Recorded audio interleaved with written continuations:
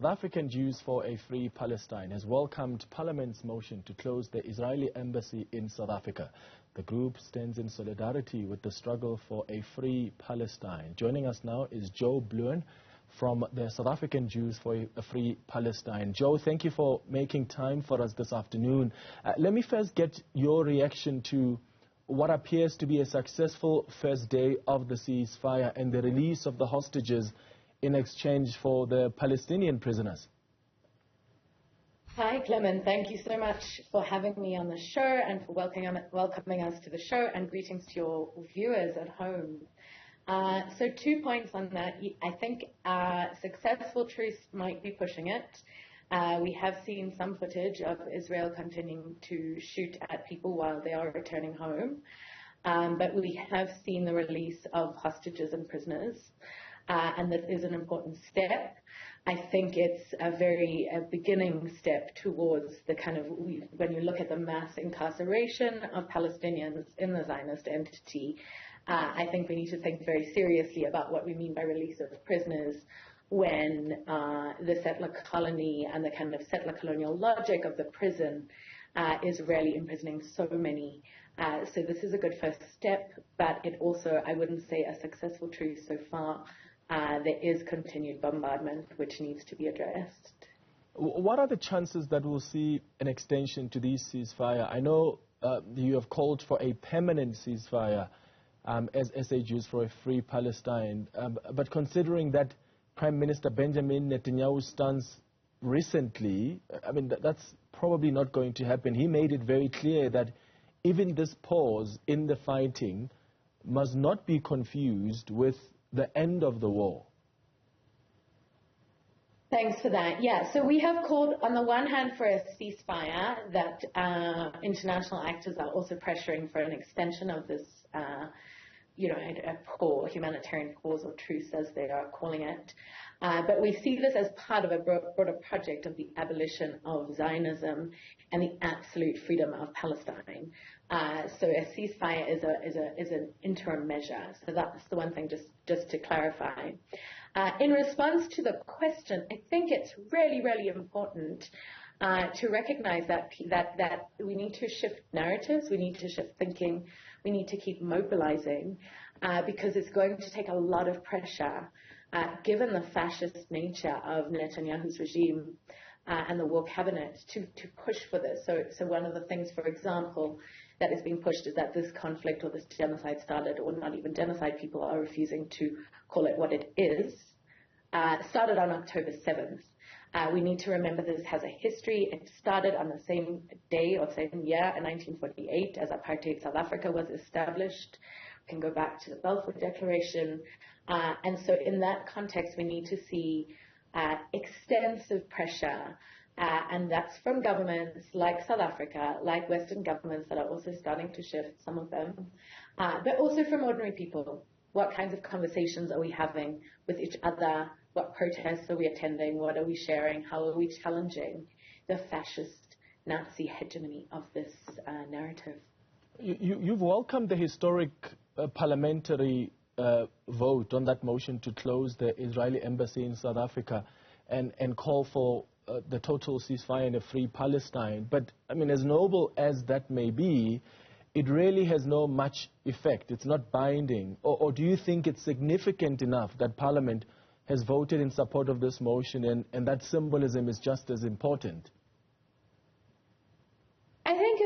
I mean, if you look at the numbers, right? I'm sorry, I don't have them on hand, but it's an overwhelming majority, right? And you see the EFF and ANC kind of working together here, and I think that's really powerful and really just very few who will come out standing on the wrong side of history that have voted against. So I think that's significant. I think as South African Jews for a Free Palestine, we implore the government and support the government in any way we can in pushing towards the actual implementation of a total shutdown of the embassy and the expulsion of the ambassador. We say, a lot of and some of our comrades from South African Jews for a Free Palestine were involved in protests at Cape Town Parliament, and one of the things that is being said is that this is for the protection of Jews. I will share with you, last night we had a Shabbat against genocide, which we do often. Our comrades from faiths all across South Africa, from different races, different genders, different faiths, religions, etc., joined us. Jews are not under threat. We are under threat from Zionism, which is increasing anti-Semitism. So we really hope to see this implemented fully. Mm. What do you think the maintenance of Israel's diplomatic presence means for South Africa? Great question. I think that what we need to understand is Israel, the Zionist project, is a fascist one. It's not a Jewish one, it's a fascist one.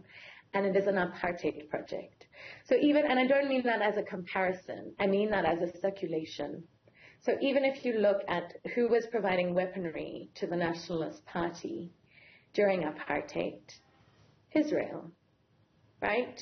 Who has, which kind of South African companies have supported the uphold and upkeep of Zionism of the Israeli genocidal project in Palestine?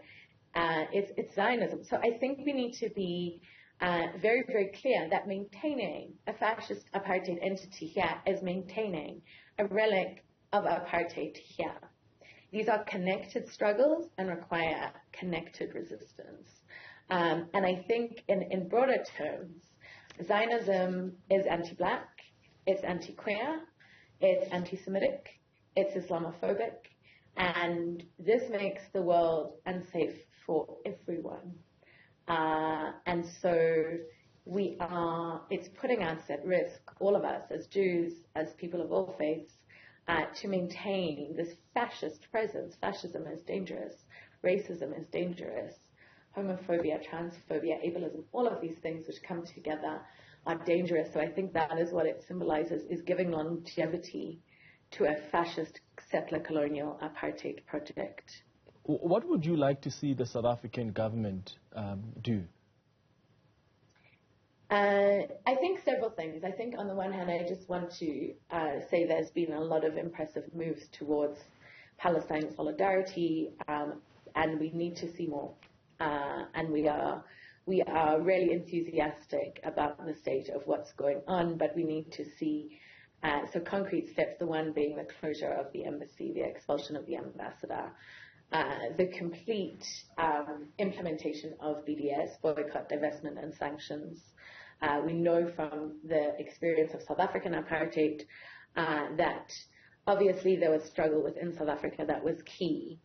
But very important was international pressure and sanctions, sports boycotts, etc., boycotting those that support Zionism within South Africa, but complete, whether it's cultural boycotts, academic boycotts. I think this would be really important. And I think these are some of the key things that kind of working around, there are many South African citizens of all religions who are very sadly going either to become settlers in Israel, occupying Palestine, participating in the genocide, or in fact joining the IDF as mercenaries, which is illegal in South African law, and also appalling that our citizens are going to fight in a genocide. So I think these are just some steps that could be taken to complement some of the important measures that the government has put in place. Mm-hmm. And I saw that even on your statement, you had spoken about the need to maybe prosecute South Africans who serve as mercenaries in the Israeli military and who participate in the killing of Palestinians in the course of what we're seeing in this war. How would you want the South African government to go about that? Look, it's quite simple. So the Prohibition of Mercenary Activities and Regulation of Certain Activities in Country of Armed Conflict Act 27 of 2006, makes it very clear that it is illegal for South African citizens to fight in foreign wars. So it's unambiguous there, right? It's illegal. The use of mercenaries is illegal in international law. It is also illegal in South African law.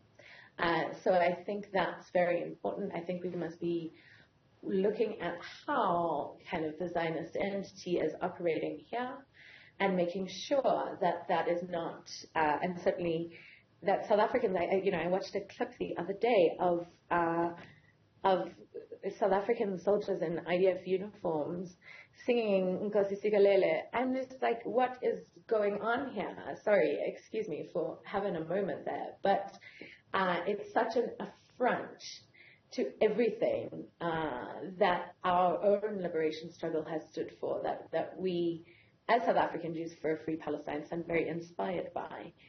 It is the work of liberation, anti-colonial, anti-apartheid struggle in South Africa, across the African continent, globally in solidarity. So this should not be allowed to continue, and there's clearly grounds for the prosecution under South African law. Well, Joe Bluen, thank you so much for joining us.